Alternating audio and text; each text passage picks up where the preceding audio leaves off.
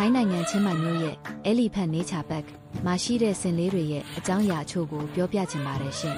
။မနက်ခင်းတိုင်းမှာမင်းထယားဟာပျော်ရွှင်စွာနဲ့ပြေးထွက်လာတတ်ပါတယ်။သူ့ရဲ့ညအိတ်ဆောင်ဟာနန်းတပ်ရဲ့အိတ်ဆောင်နဲ့မီတာ200လောက်ပဲဝေးတာပါ။ဒါပေမဲ့တကားပွင့်လိုက်တာနဲ့တပြိုင်နက်မင်းထယားဟာနန်းတပ်စီကိုပျော်ရွှင်စွာအော်ဟစ်နှုတ်ဆက်ရင်းတန်းပြေးသွားပါတော့တယ်။နန်းတပ်ကလည်းဝမ်းသာအားရပြန်လဲထူးထူးခြားခြားအော်မီနှုတ်ဆက်တတ်ပါတယ်။ဒါဟာသူတို့နှစ်ဦးရဲ့နေ့စဉ်မနက်ခင်းချစ်ကြည်ရေးဂီတသံစင်လေးတစ်ခုပါပဲ။လွတ်လပ်ပျော်ရွှင်မှုရဲ့အတန်ဖြစ်တယ်လို့အဲ့ဒီမှာရှိတဲ့ဆင်လေးတွေရဲ့လှပတဲ့ဘဝနေထိုင်မှုလည်းဖြစ်ပါတယ်။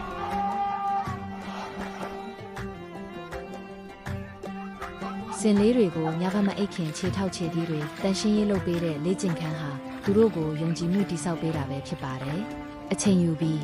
အတင်းကျပ်မဟုတ်ပဲမေတ္တာနဲ့တင် जा ပေးတဲ့အခါခြာပါလေးကဒီနေ့မှာတော့သူ့ခြေထောက်တွေကိုစိတ်ချလက်ချအစိတ်ခံခဲ့ပါတယ်။တိရစ္ဆာန်ပဲဖြစ်ဖြစ်လူပဲဖြစ်ဖြစ်ကျင်နာမှုနဲ့ဆက်ဆံရင်ယုံကြည်မှုဆိုတာအလိုလိုဖြစ်ပေါ်လာတာပါပဲရှင်။